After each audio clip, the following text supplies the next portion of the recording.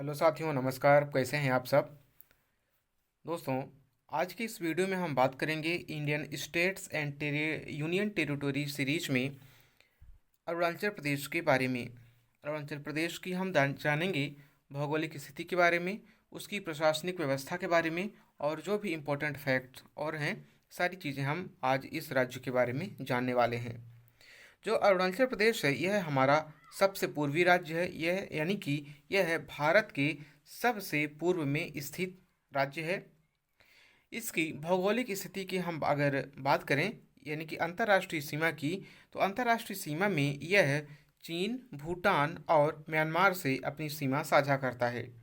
यानी कि अगर यह क्वेश्चन पूछे कि अरुणाचल प्रदेश कितनी देशों के साथ अंतर्राष्ट्रीय सीमा साझा करता है, तो 3 देशों के साथ, एक भूटान के साथ, एक चीन के साथ और तीसरा म्यांमार के साथ, 3 राज्यों के साथ है अपनी सीमा साझा करता है। दूसरी बात यह है कि यदि हम इसके राज्यों में बात करें कि किन किन राज्यों के साथ अरुणाचल प्रदेश सीमा साझा करता है, तो यह है असम और नागालैंड के साथ में अपनी सीमा साझा करता है। अब इसके बारे में हम चलिए जानते हैं कुछ और आगे।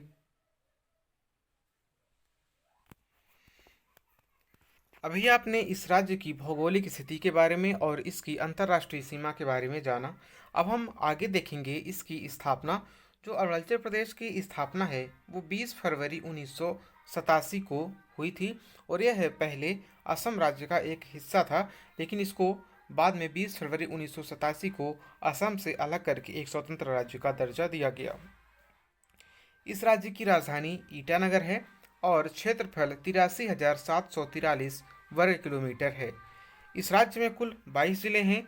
इन 22 जिलों में कुल जनसंख्या 13,83,727 है, जिसमें यदि हम पुरुष जनसंख्या की बात करें यानी कि मेल की, तो 7,13,952 पुरुष हैं, जबकि 6,69,815 महिलाएं हैं। इस राज्य की जनसंख्या दर 66.95% है, जिसमें पुरुष साक्षरता दर 73.69% और महिला की साक्षरता दर 59.57% है।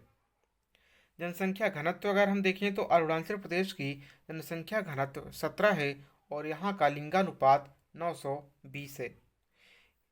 इस राज्य का जो राज्य पशु है वो मिथुन है, जबकि राज्य पक्षी ग्रेट हॉर्नबिल है।